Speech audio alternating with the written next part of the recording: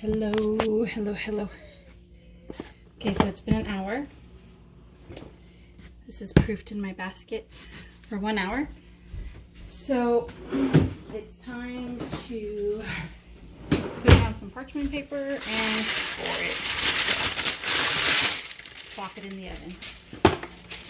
So I kind of take a decent sized piece and I fold it in quarters like this.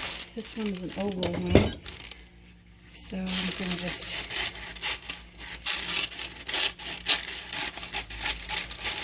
make an oval shape. And then these are the handles, right? So,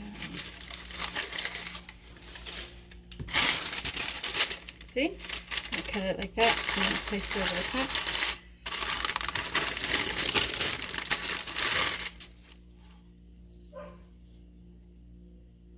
Just let gravity pull off the basket. See, it got a little bit stuck. Guess I didn't have as much flour as I thought I did. But it's not bad. So I do want to add a little bit new fresh flour. A nice kind of canvas. Okay. I have a scoring lamb. This is a new one, actually. I've never used this one, but you kind of want to go down to this line right here. Now, scoring your bread is important because you don't want it to explode while it's in the oven. Because it will, and it'll just plop out and be a mess. I don't think it's going to explode like maybe you think. Exploding is, you know, like all over your oven, but it will just, and it won't be pretty. So, and I don't really care too much about being pretty. This one is almost impossible to make pretty because it has all the chunky stuff in there.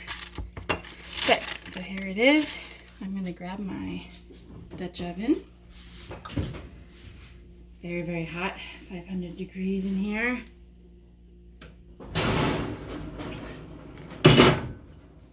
Lid off.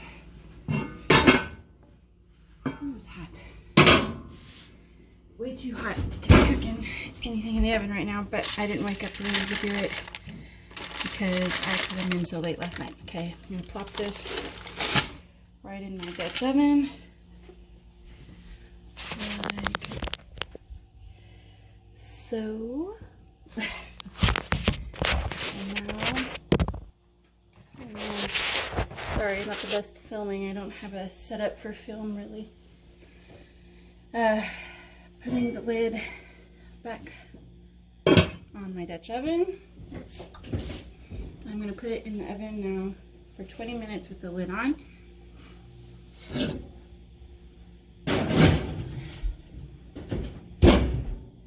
a timer, 20 minutes.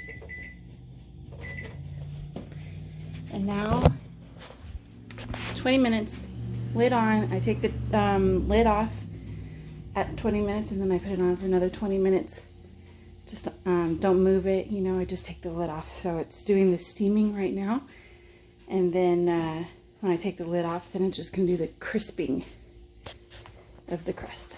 Okay, I'll be back with the finished product. Okay, while we're letting this sit, we're going to get our Banneton basket ready. Now say there's flour in here from last time, but you want it to build that flour. Build like a little protective layer. Because you got to put in the flour and coat it everywhere. Like so. Kind of shake it around so you can see. If you have a sifter, it's better. I don't. Actually, I don't know that it's better. I think I do a pretty decent job.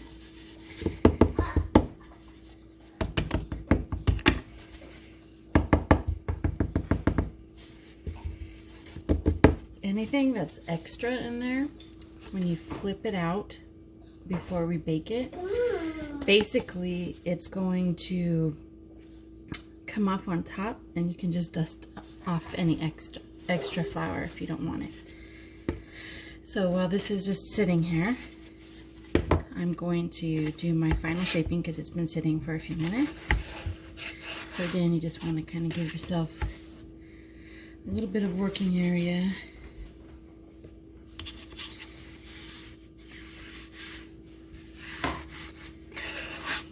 Spread it out, don't deflate. Now this is like an oval shaped basket. So we're gonna kind of make it a longer loaf. Okay, and I like to do this. You kind of tuck it in like that. See, it just builds so much air that way. Okay. Now I'm just gonna form it a little bit like this. Whoops, and I had a little too much flour back here. There we go. Kind of oval shape it yourself here a little bit. Yeah, too much flour in that little area. It just doesn't want to stick to each other.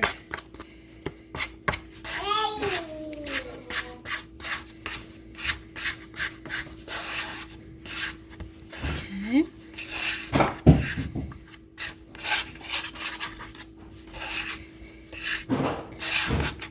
Be beautiful.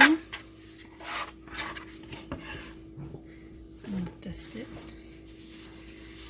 A little bit of flour on top. Take my basket.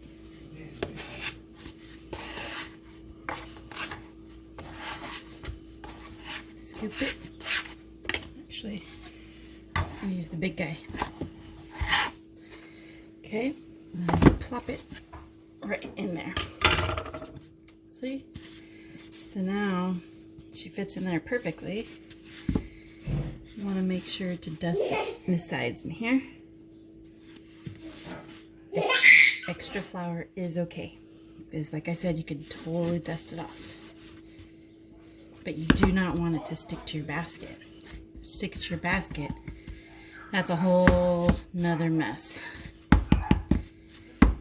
Okay, so I'm going to let this proof for 1 hour. And while I let it proof, I'm going to be putting my Dutch oven with the lid in the oven to warm for the entire hour. 500 degrees. So it might sound crazy, but you want that Dutch oven super piping hot, because what it's going to do is it's going to form a nice steam container for it when you first put this in there. And leave the lid on and all that. So you want it nice and hot. And yeah, so I'm going to put a towel over it, let it sit here for an hour, and then I'm going to put it into the oven in an hour, and I'll be back for that. I'm also going to just go ahead and do my other loaf right now. You don't need the video for that because you already saw how this one goes, but I'll be back.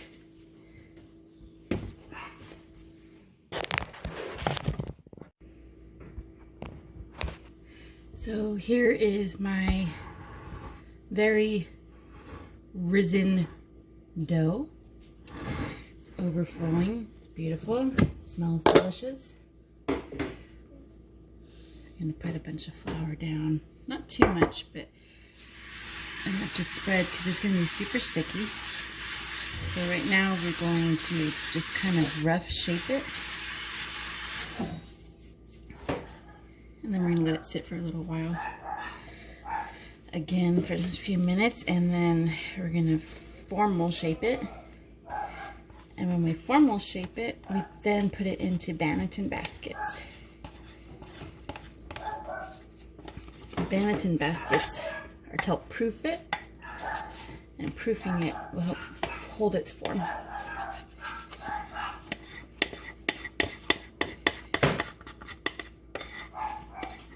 So the dough has more than doubled, because remember I cut it in half. So you don't want to deflate all that air that you had. I am going to put some flour over here.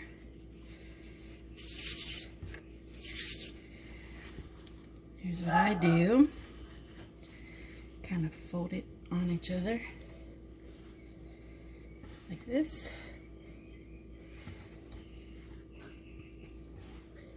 I'm going to keep that airiness of the dough. And you really need a bench scraper so you can get it off.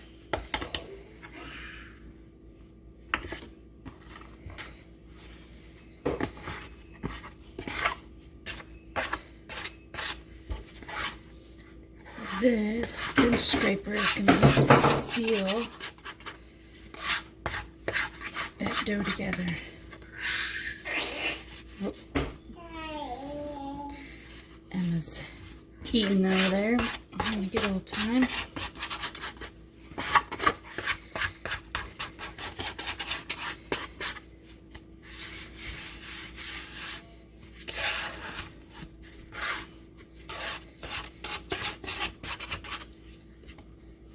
Keep a floured surface on the edges at least, for sure, so it doesn't get stuck, you know? Look at it, just blowing air bubbles. So funny. I kind of pushed one on accident, popped it a little bit, but not too bad.